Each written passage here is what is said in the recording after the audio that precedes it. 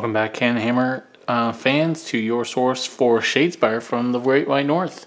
We are back with an unboxing and a review of the Sepulchral Guard. So this is one of the new war bands that's come out this week. Managed to get it a couple days early. And so I thought I would open it up with you guys and see what's happening. So the box is a little box, not very big. And apparently it comes with 1, 2, 3, 4, 5, 6, 7 models and a bunch of cards. So let's crack it open.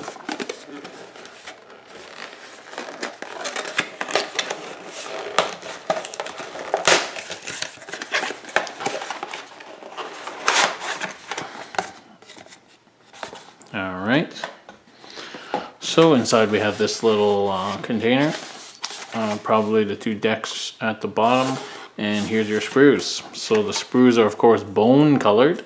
All the miniatures are colored according to their faction, and like with the rest of the models, they are all very nice plastic, very detailed and intricately assembled push fit models. Super nice. So can't wait to put these things together. Look at this sprue. Wow. So look at this sprue, how it sticks up like this with the scythe there, and yeah, that is quite amazing. Feels very solid, a different feel plastic than the other miniatures from AOS or 40K. And feels much more solid than that plastic. Very detailed and excellent. And so 7 guys, 1, 2, 3, 4, 5, 6, 7 guys on 2 little sprues like this. That's what you call awesome model making. Alright, so we have a little pamphlet in here about the Sepulchral Guard. And these are the instructions on how to put them all together. Very cool. And we have the 2 decks. So let's see what we got. So in this deck we've got the deck number 2, deck number 1. Okay, well let's open them up and see what's inside. Alright, so inside the box we have a lot of cards. I didn't actually count, but it must be at least 60 cards. We have our 7 profile cards for our 7 dudes. We have objective cards, of which there are this many that are new universal objective cards. And sorry, these are the ones that are Sepulchral Guard specific objective cards, and that's their faction symbol, the skull.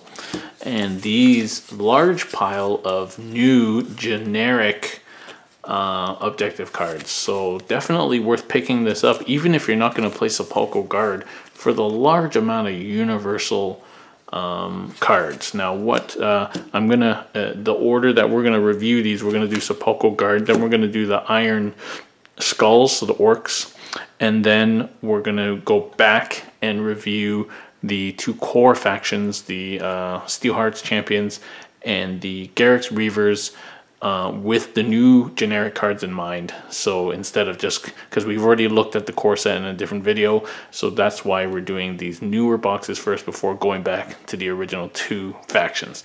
So because every time one of these comes out, it adds generic cards to all the other factions. So that's going to be the real skill and fun part about deck building in this game, which is awesome. So anybody's ever played a deck building game, a living card game from Final Fantasy Flight, any of those kind of games, every time a new expansion comes out, it adds stuff for every faction as well as the specific faction. You could see GW just coming out with fluffy narrative themed expansion packs that have 2 or 3 cards for every faction and some generic cards as an expansion for the game. So there's so many possibilities of what they could do. So let's dive in there and look at some of these cards. So this is the champion.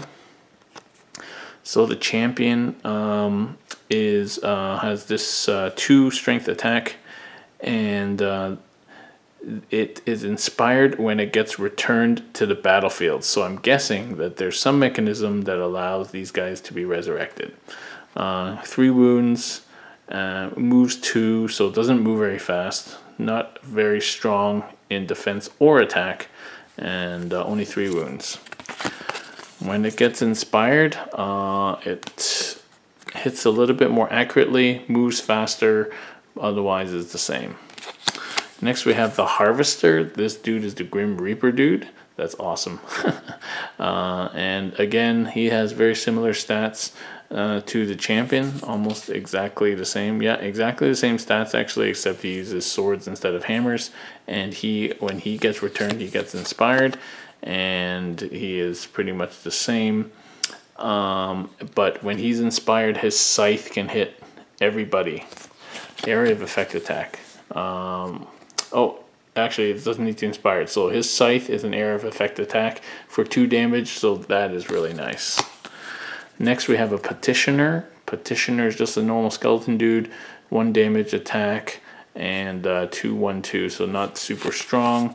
And when he gets inspired, he just moves a little bit faster and can roll more dice. Now we have another Petitioner, which is basically the same. And another Petitioner, but this one has an ancient weapon. So this dude is actually coming out of the ground, which is awesome. So you can tell that he has the ancient weapon. Nope, actually, sorry, it's exactly the same. So he's the same as the other Petitioners. Yeah. And then we have the Prince of Dust, which is this one with the shield and the mace. And his mace has a knockback, but is otherwise equally as strong or weak as the other guys, as are his other stats. And when he becomes inspired, it does 2 damage, so that's pretty good. Prince of Dust. And then we have the Sepulchral Warden, who is the guy that Duncan painted with the big cloak and everything. So he's the boss man. So he has 4 wounds, still only 2 move, 1 dodge. His Bone Shiver Spear does a 2 range for 2 damage, and when 2 friendly fighters are returned to the battlefield, then he becomes inspired, and he goes up to 3 damage, which is pretty sweet. So he has an action. Place a friendly fighter that was taken out of action on a starting hex in your territory and remove all their wound counters. Whoa, nice. So he can resurrect any friendly fighter. Action. His second action here, choose 2 other friendly fighters. Make move actions with these fighters. This does not allow a fighter to move twice in a phase. Wow, so he can make 2 guys move for 1 action, which is great. That's a real economy of action there. So I really like this guy. This guy's awesome. I think his abilities are the same. Yep. So the Sepulchral Warden is clearly the key to keep your skeletons coming back. You have to protect this guy. He could res 4 of your guys every turn, every round, because that's 1 action is to res somebody. And when 2 friendly fighters are res, he becomes inspired. And every time these guys come back, they come back inspired. So wow. So I think it looks like what you do is you throw your Petitioners forward. They don't get that much stronger though. Just a little bit more reliable on their attacks, because they roll 3 dice instead of 2, and they get to move a bit faster. But for sure, you throw everyone forward, they die, and then they get summoned back by this guy. So that is some nice flavor there on these guys. All right, let's look at some of the objective cards. So let's look at the specific ones to Sepulchral Guard. So score this in an end phase if 2 or more friendly fighters return to the battlefield in the preceding action phase. So these kind of things play right to their strengths. Claim the city. Score this in an end phase if you hold every objective, which you probably could do. Yeah, I was thinking you could res people in other starting squares, but it's only in your territory. But anyway, Fearless in Death. Score this in the 3rd end phase if there's only 1 friendly fighter on the battlefield. Okay, but it's only worth 1, so you don't plan for it. It's not like the Corn Champion one.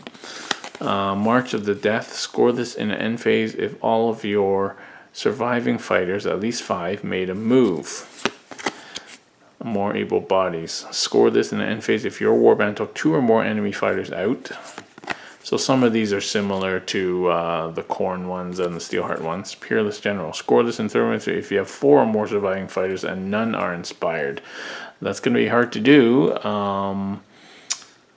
because if you bring them back, they get inspired. So yeah, that would be hard to do. Yeah, third, and it has to be third end phase. Skills Unforgotten. Score this immediately if your leader takes an enemy out of action.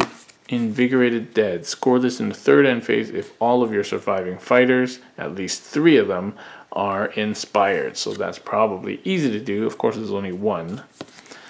Undead Swarm. Score this in an end phase if each enemy fighter is adjacent to at least 2 friendly fighters. Alright, so those are the Sepulchral Guard ones. Let's look at the specific Sepulchral Guard ploys. Reaction. Play this after an attack action. Takes a friendly fighter out, they take 1 damage. That's similar to the Khorne one. Ceaseless actions. Play this after friendly fighter attack action, make another attack. Very similar. Each friendly fighter is not on the battlefield is considered to be... Each friendly fighter that is not on the battlefield is considered to be supporting the first attack action in the next activation. Oh, that's pretty cool. Because you got 7 guys. If you have some guys off, that's some easy support there. So I really like that card.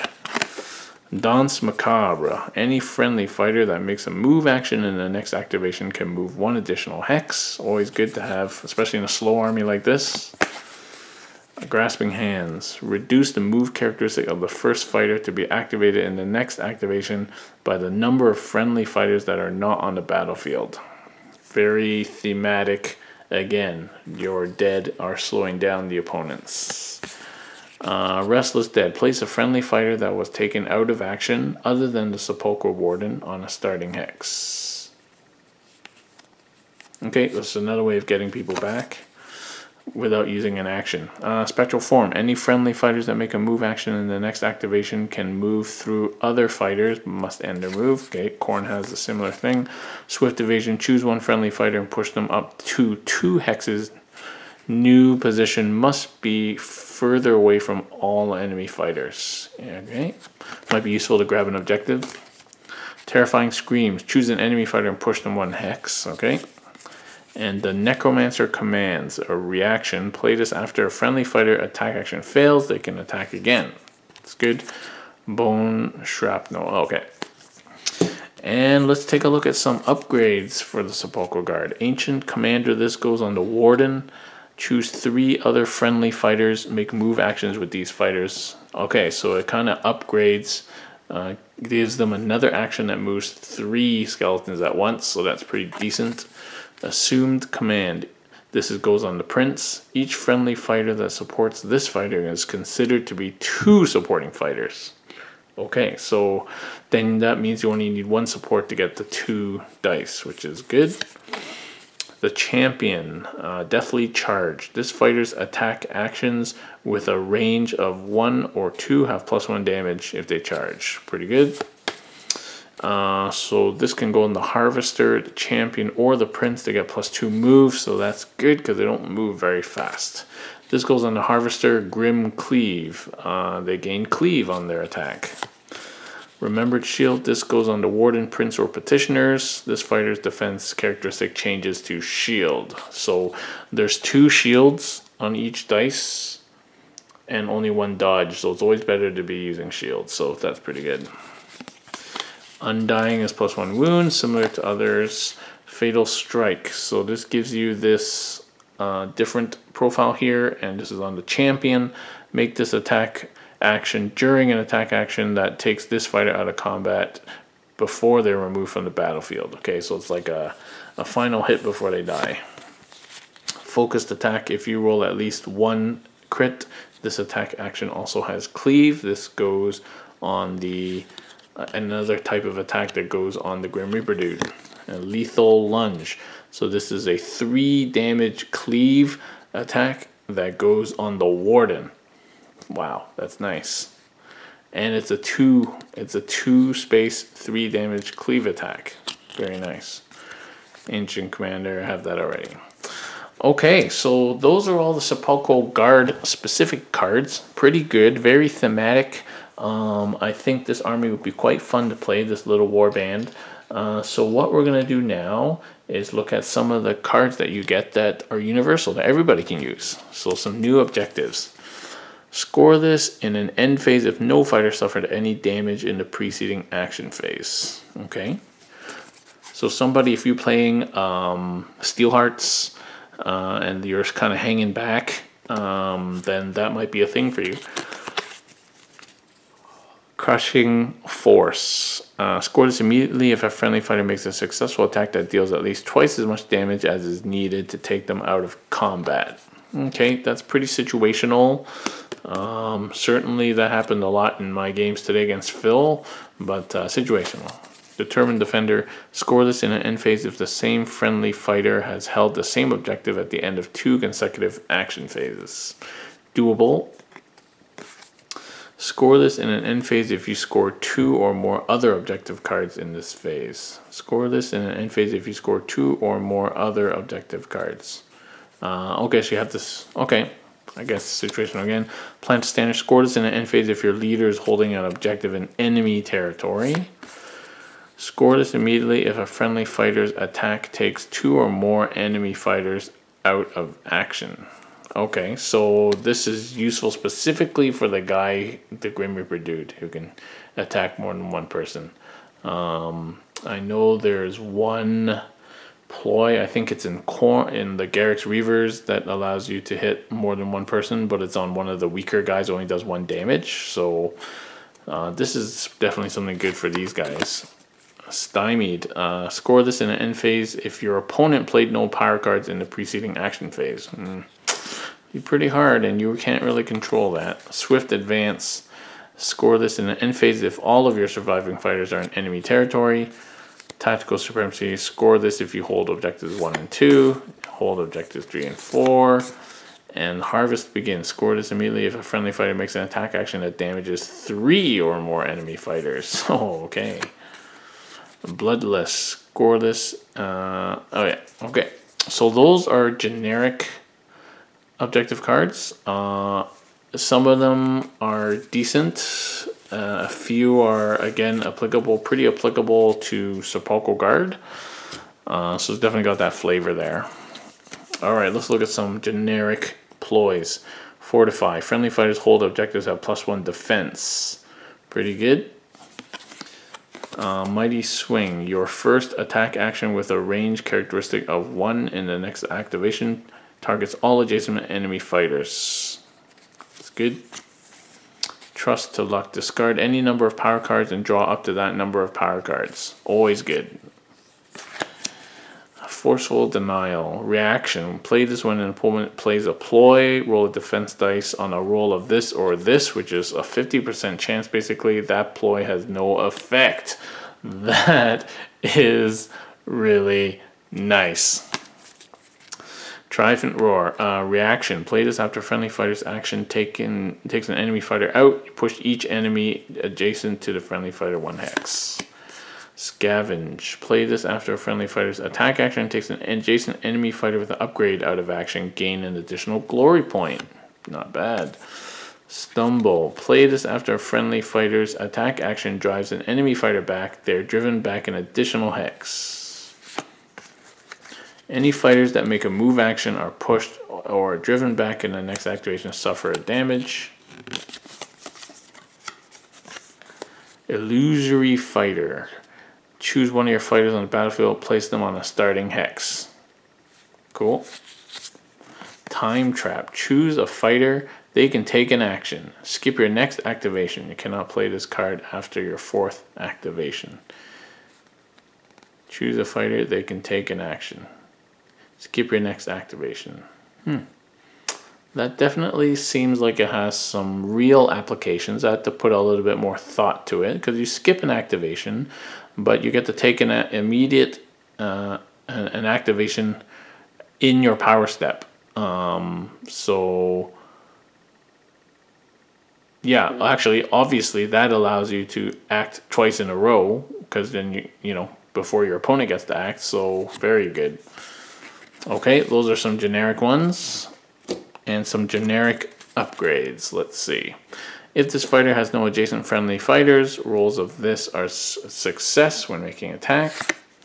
Soul Trap. It's a reaction during an attack action or ploy that takes this fighter out of action. Roll a defense dice.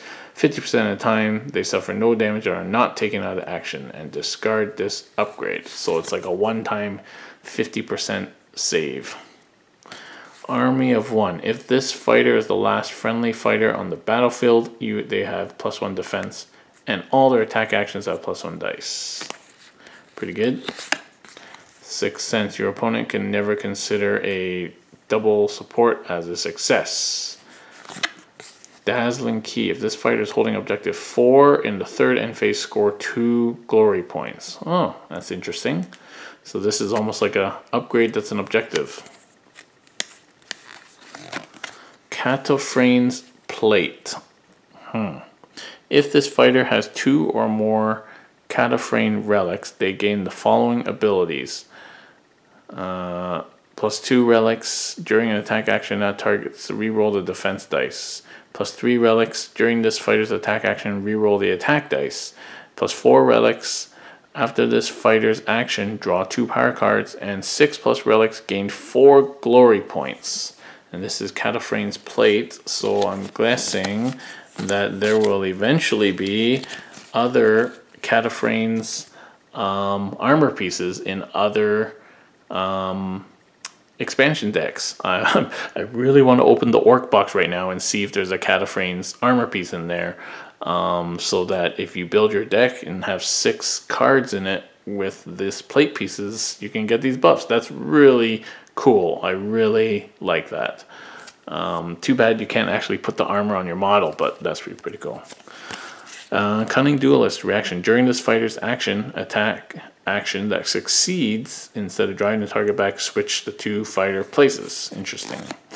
Blessed Armor. When you roll a crit for this fighter when attacking, remove 1 wound token from them.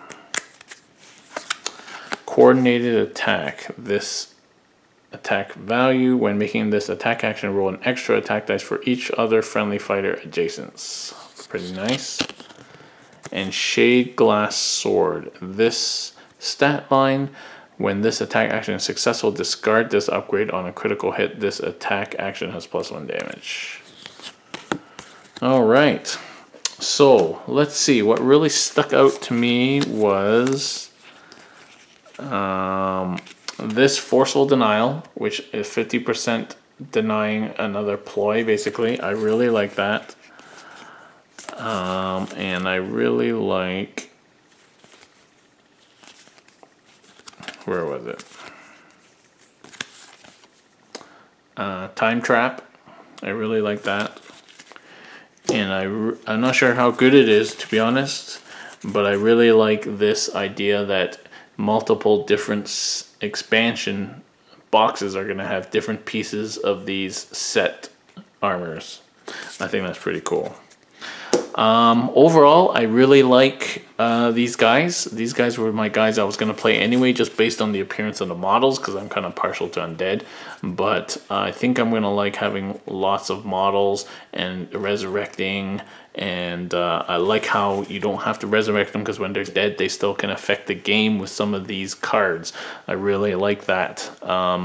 And I can see how some of these really can go into the Steelheart's army or the Garrix Reaver's army, and we'll be excited to see what the the Iron Skulls box holds. So thanks very much. Before we sign off, I'll just show you the Sepulchral Guard dice, which are these plastic purple see-through dice, so you know, pretty good. And then the defense dice are kind of gray and also see-through.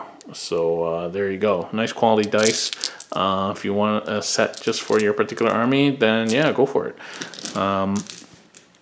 Yeah, so that's my review and unboxing of the Sepulchral Guard box. Thank you very much for watching. Please consider, if you want to pick some of this up and you're in Europe, do consider getting them from wargamesuk.co.uk. Martin there's giving our patrons extra discount. And if you're in Canada or please do order from multizone.ca with the discount code CanHammer. Dylan will give you a whopping 15% off your order from the website there. And if you're in the Ottawa area, we are starting a Shadespire Facebook group in order to help people find games. It's called Ottawa Shadespire. Please check it out and join the group. And otherwise, have a good evening, guys, and we'll see you next time.